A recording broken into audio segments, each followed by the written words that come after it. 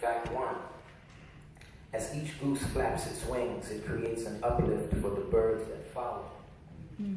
By flying in a V formation, the whole flock adds 71% greater flying range than if each bird flew alone. The lesson. People who share a common direction and sense of community can get where they're going quicker and easier because they're traveling on the thrust of one another.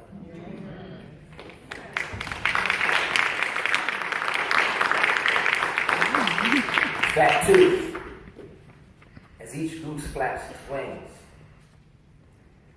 when a goose falls out of formation, it suddenly feels the drag and resistance of flying alone. It quickly moves back into the formation to take advantage of the lifting power of the bird immediately in front of it. The lesson: if we have as much sense as a goose, we stay in formation with those heading where we want to go. We're willing to accept their help and offer our help to others. Fact 3. When the lead goose tires, it rotates to the back of the formation and another goose flies to the point position. The lesson: it pays to take turns doing the hard tasks and sharing with you.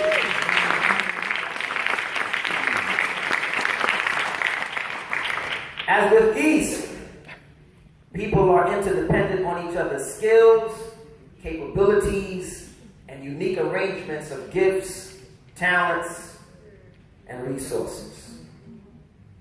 Fact 4. The geese flying in formation honk, honk, honk, honk. We hear it all the time. To encourage those up front to keep up their speed. The lesson: we need to make sure our honking is encouraging.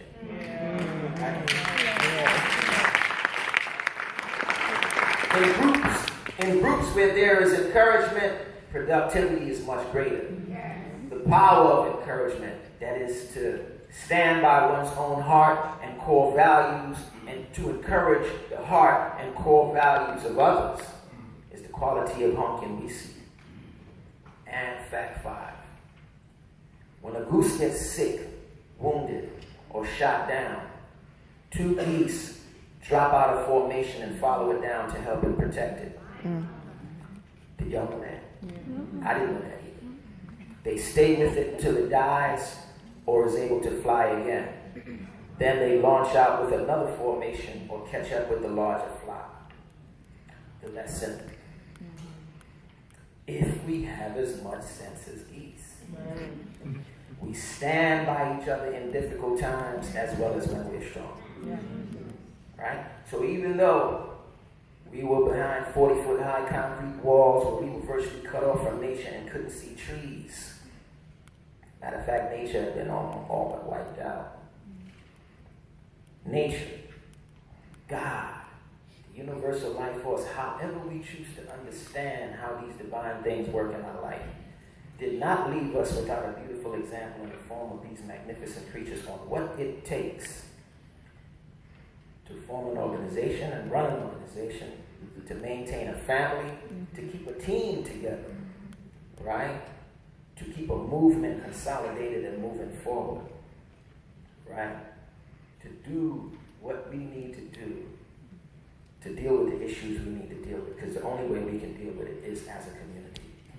And that's justice. Justice is not what comes after violence and victimization, after it's too late.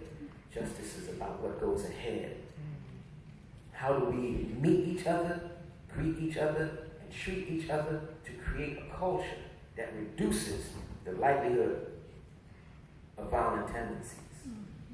So I close, Dr. Butler, right? Since we're talking about mental health, it's important that we understand that the psychiatry industry as we know it follows a capitalist model. It's always about how do we fix the individual? How do we make the individual better? Never about how we fix this society that produces the individual. And what I see happening in this room is different. We're talking about real healing. The healing that it takes on an individual level and on the community level. Because like Dr. Carl Bell said, who deals with trauma, if a child comes to your clinic for a rat bite, and you give that child a tetanus shot, clean the wound and all that, and send the child on his way, it might make you a good doctor. If 3 children come to your clinic for a rat bite, and you do all those things, it might make you a good doctor. But if 100 children come to your clinic for a rat bite, and you do all those things, and you don't go out to the community to find and eliminate the rat, then you should have your license to do it.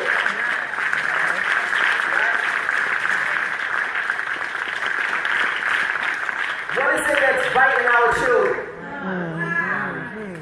Right? What is it that's biting our children? So, you took the slide. But it's all right.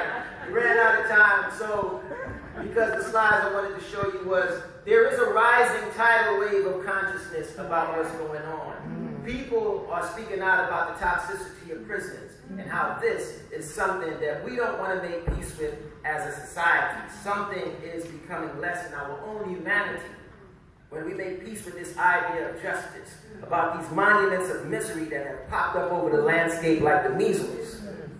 Right? This is not justice. Right? And this is not to make an excuse for people who cause violence and victimization, such as myself.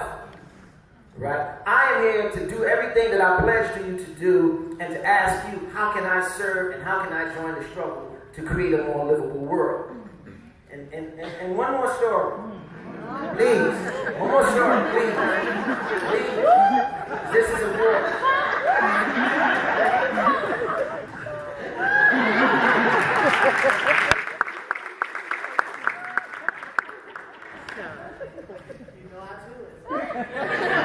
So, a mouse was looking through a crack in the wall. And the farmer and his wife just received a package, a big package, and was unwrapping the package. And so the mouse was saying to himself, wow, what food might be in there to eat? So the farmer and his wife finished unwrapping the package, and to great distress to the mouse, it was a mousetrap. The mouse scurried out to the farmyard proclaiming the warning, "There's a mousetrap in the house, there's a mousetrap in the house." And so the chicken was clucking and pecking and eating, lifted up her head, and it's like, I can see this is a great concern to you, Mr. Mouse, but it's of no consequence to me. I can't be bothered with it. So the mouse ran, "There's a mousetrap in the house," to the pig. And so the pig was like, "I'm so sorry." He sympathized with the mouse. He said, "I'm so sorry, Mr. Mouse.